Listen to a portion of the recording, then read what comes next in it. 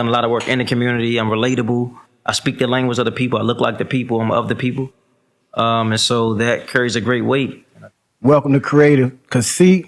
I'm Marty, the barber scientist, and I have with me my co-host. Hey y'all, it's your girl Lala. And we have with us DC Council member Trayon White. Thank you for having me. Born and raised in the District of Columbia. As I always say, he's from us, of us, and been reelected by us. And with that, I would like to ask him, how does it feel being born and raised in the nation's capital, being able to serve in the nation's capital, and be reelected by your people, amongst many transplants? It's a great feeling, but it's a catch-22 because I feel like when you talk about politics in D.C., my name come up, and that's good or bad, especially when it's something to do something to help somebody. And so I'm often stretched thin with the many DMs, phone calls, texts, and then some people say you're not over here, you're not over there, and I ask them, other council members that could be doing stuff too, and I ask them, there's 13 council members, can you name 5? And most people can't. And so while I'm accessible, while I'm on the ground doing the work, it becomes a little cumbersome addressing all the issues throughout the whole DC sometimes. So it's catch-22. So you feel a little overwhelmed? Yeah. Okay. A lot. Talk to me about that. Well, my days, I work almost between 10 and 14 hours a day. Yesterday I had a long day. I helped a young man reunite with his son. 2 days ago, we did a workout in Stanton Oaks apartment complex. We was doing a workout, and once they posted it, one of the ladies was like, "Man, yeah, you talking about saving the kids? You don't take care of your own kids." I was like, "Wow, who was that?" And so she DM'd me. It was like the guy you on the video with. And I talked to her, and I talked to him, and thank God I went to go pick the child up the next day, which was yesterday. And he hasn't seen his child since his child was born. So that was a good thing that came out of that. But after that, I had a fire on Martin Luther King Avenue.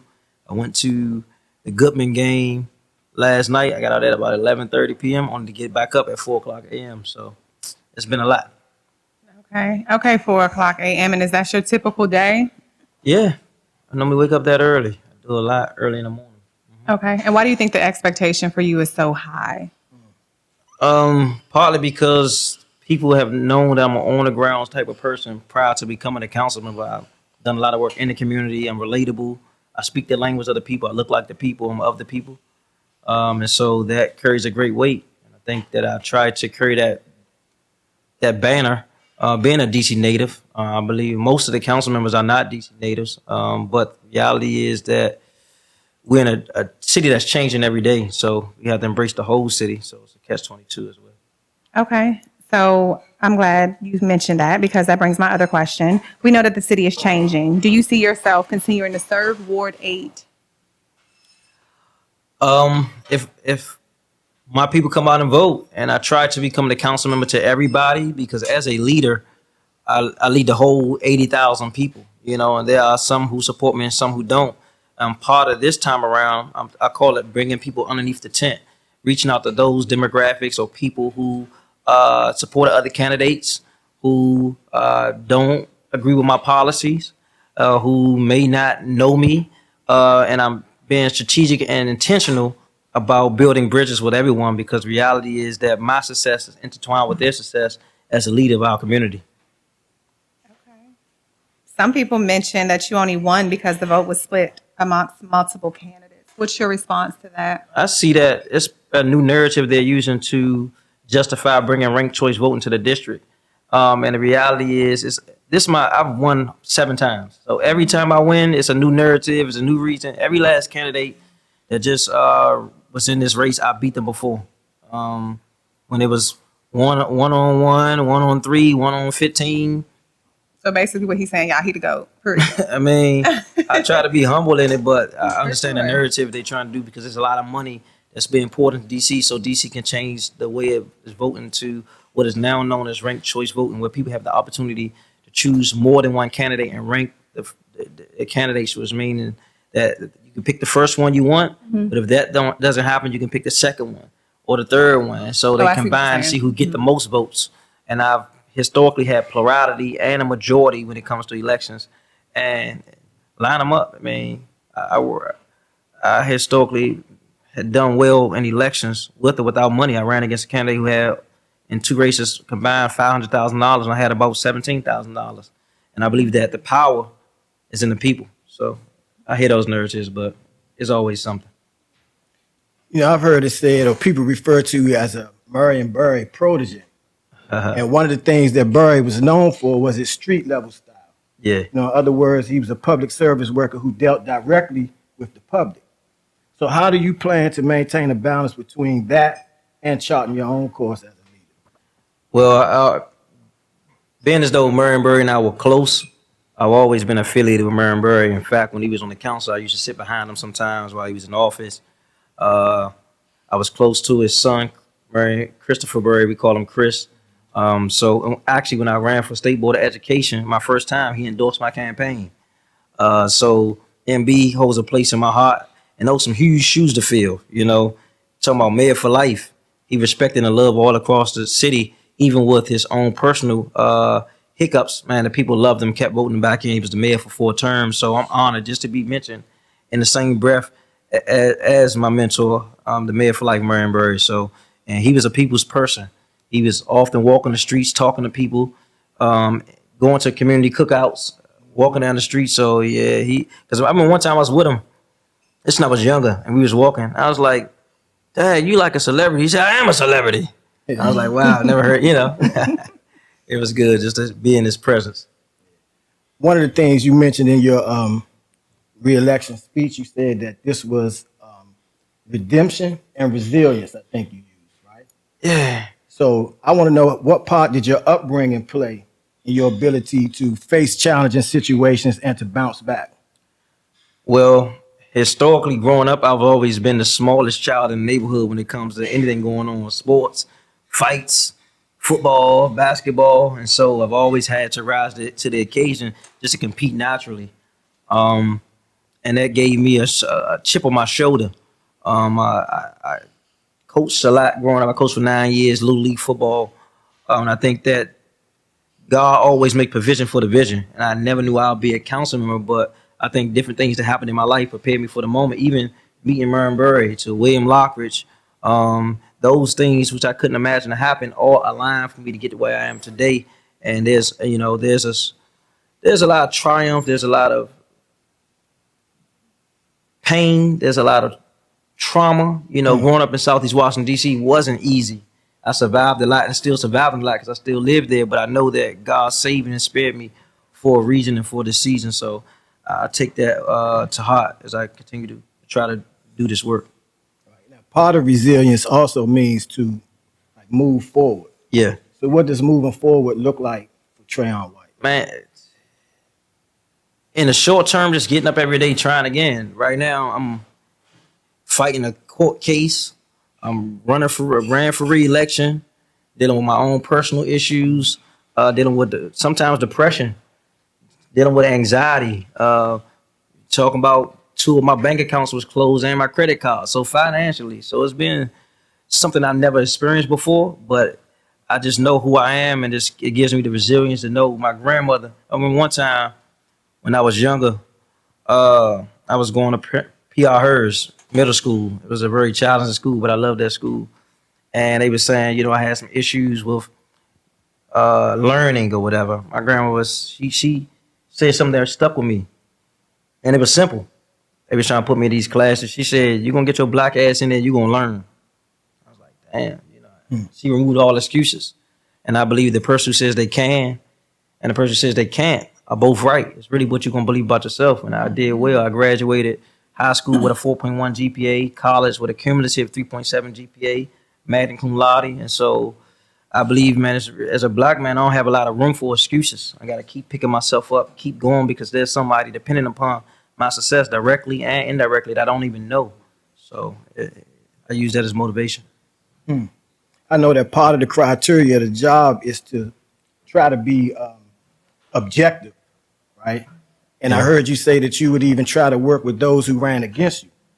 So Yeah. how do you strike that balance? How do you meet these people and at the same time push your own agenda? Well, fundamentally, I think that anybody who wants to be in public service is has a good heart to do something right in the community. It's not nothing. Your whole life is on hold. It requires everything of you. It requires your time from your family. It requires time for raising your children. It requires time from doing what you want to do. And where I live, we have the most issues. So you don't get a break, or you not as fortunate as other council members to kind of just be a council member name, but no one's calling upon you or needing you. And so I've had a kickball game which I invited all of them to come out and play. They came out and played, but some of them have applied to work in my office, and they may get hired. I told you I'm building bridges and put more people underneath the tent, and this is my effort to show that we Dr. King said we must exercise unity or non-existence, and so I'm just trying to unify to make sure we are all together to participate in our own liberation. And I can't do it alone. I don't want to think I can, because we're a village, man. We all play a role in this village. It's a collective effort. Absolutely. Trayon, what is one thing that you wish that people understood about you? One thing that I wish that people understood about me, that my heart means well. Okay. And when I say that, I think that when you get to know me, you'll know that I'm a good person. I'm not, I come with flaws, of course, but I really truly care about the work that I do every day. I really care about people, and I want people to do better and be better. I think that my job is to raise the level of consciousness to get people to want to believe in themselves that they can do better and build bridges. I encourage those who make it to come back and give back. Like, I got a guy that was with me today named Ruquan Brown. He graduated from Harvard a few months ago. And I told him, man, it does no good for you to get that fine degree and do well and do nothing for the community. So he's come back, he's working in the schools. Now he can go and make millions of dollars doing whatever. But I think that more of us, as W.E.B. Du Bois talked about, the talent of the 10th has to be committed to bettering our community by taking that sacrifice and living and working and developing ourselves, then ultimately bettering the community. I've heard it said that people don't care how much you know until they know how much you care. No question. And one of the things that we know about Barry is that he cared about the older people and he cared about the youth.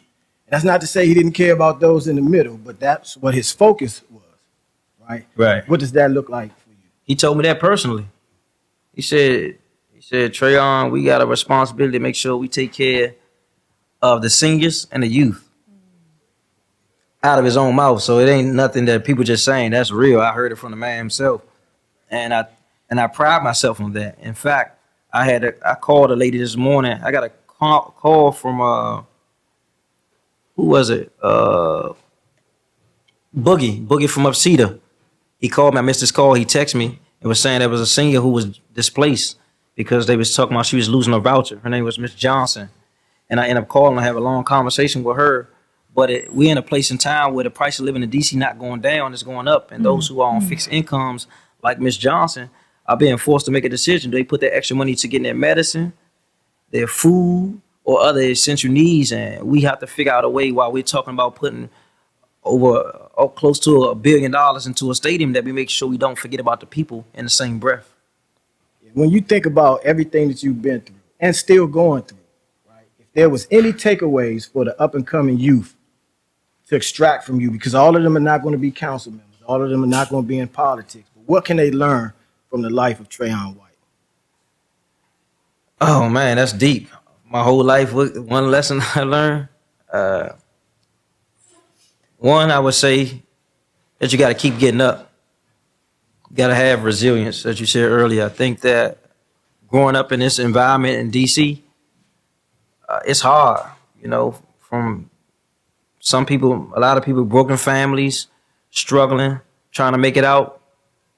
And just the environments around us can suck us in. You almost have to be a miracle just to get to where you want to go. A lot of good things have to align, because you can be an innocent bystander or you can get caught up in something. The peer pressure is so thick for our young people.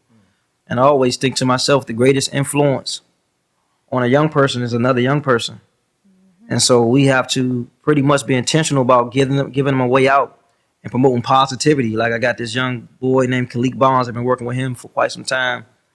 And he wants to go to Morehouse. I took him to Morehouse probably about 4 months ago. He got accepted. And so it's about elevating people like colleague bonds, and highlighting them, making them the image that we aspire for young people to see, because that gives another young boy, another young girl hope in our community, instead of highlighting, what they particularly call the YNs or the youngers that's spinning the block. They get too much attention. We got to give attention to those who are doing right, because we got to encourage what we want to see more of. I love that. I love that you're so transparent too. That's dope. It backfires sometimes, though. Hey, nah, you got. I get it. Likewise. Okay. Yeah. I get it. I get it. Yeah, well, sometimes it's good to talk about your story before others. You know what I mean? Because it's nothing to hide. When people already know, they already know. Yeah, they already can expect You know it. They what can I'm say, saying? well, at least he was real about it. You know what I Exactly. mean? Yeah. People dig up stuff on me all the time. Oh, yeah? Like Yeah, what? for sure. For sure. That's a different topic. Okay. Okay, my bad. But I promise you, we can bring it up though, because I'll talk about it raw and uncut. To be Okay. honest. So Okay. it's all good. Remember Like that. you, listen, my heart pure too. I get it. I appreciate you and your transparency. So One other question I wanted to ask you. Do you think that you have done your best, or the best is yet to come? I think that as a young man growing up in the city, it's always room for growth. I started doing work in the community when I was 17. I got in politics when I was 26. I'm now 41. So I think that I'm a different person than when I started. I've matured a lot. I've grown a lot. I'm a father now. I see the world different as I get more information. I grow and I learn. So I think that I'm always open to learn more and grow more, because the higher I go, I can't take the community higher than I am as a leader. So I'm always reading, studying, listening, learning, so I can grow and evolve, so I can help my community grow and evolve. you mentioned fatherhood. What has fatherhood taught you? A lot. It taught me to put another human being before my own interests and my own thoughts and my own agenda. It helps me to second guess if I should be doing this or going there. I got to make sure my children are taken care of. I got to be thinking about saving for their future. Now I have a daughter, which is definitely different from my son. Okay, talk to me about that, because I hear a lot of men say that. Yeah, my son. I used to drag my son everywhere with me. I was young when I had my son. And my son, I was just getting involved. Well, I was already involved in the community, but it was picking up. And so my son lived with me primarily when he was younger. So I used to take him to school, dragging him to school. His mother complaining because he had mismatched socks on. Or Did you have them long hours? that yeah, you he having was, now? yeah. Okay. A lot of pictures you see me in the evenings. I'm in the meet and he's sleeping in my arms. Or he didn't complete his homework. All types of crazy stuff. Right. Yeah, so she used to be on my case, You were but present though. yeah, very Yes, present. And absolutely. so with my daughter, I cut my day off at a certain time as much as I can. I delegate more. I spend more time talking to my tone is different. It's allowing me to be nicer. It's allowing me to have fun again with her. You know what I'm saying? Like she's more active than my son was at his age. So she like to jump in the trampoline out back. She likes to run on the playground and she don't want to stop. So I throw up in the air. She want to keep. Keep going. She don't want to stop, man. So it's allowed me to get in touch with my softer side. Okay. That's good. That's important. Yeah, daughters will bring that out of you. Shout out to Provost, man. I see they got the food over there. Yes. Okay. I got one last question. Okay. He said to the last question to go, yeah, but it's okay. Being human, right? And going back to my other question when I asked you about working with those who ran opposite of you, right? How are you able to strike the balance to even work with those council members who voted to remove you? That's a great question. I think Amazing. it comes with building relationships. I read this book a long time ago. It's called How to Win Friends and Influence People. And one of the things I learned from Marion Berry was there are no permanent enemies, only permanent interests. So in politics, you got to figure out not what you can just disagree on, but what can we agree on? Because it's like I need 7 votes, they need 7 votes too.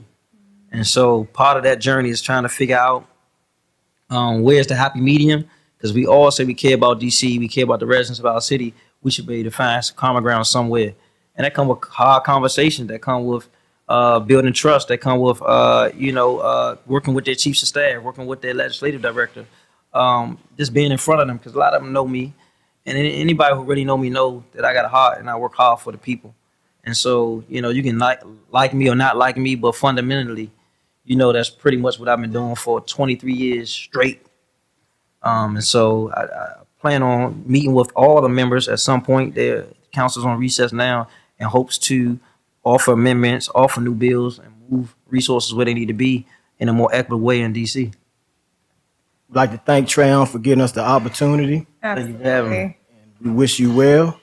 We support you. We behind you. I appreciate that, man. It's not an easy task, man. I appreciate what you all doing here. I think media and getting the word out on a podcast like this is important, that we create our own narratives with our own voice, man, because sometimes to get the mainstream media, we don't get honest, open conversation like this. So I thank you, guys. Absolutely. Anytime. Anytime you want to come on through. It's all good. I'll be back because I got a question for you. Okay, yeah, no worries. We're going to let him interview me, y'all. Okay? And see how they go. I'm absolutely okay with that. All right, cool beans.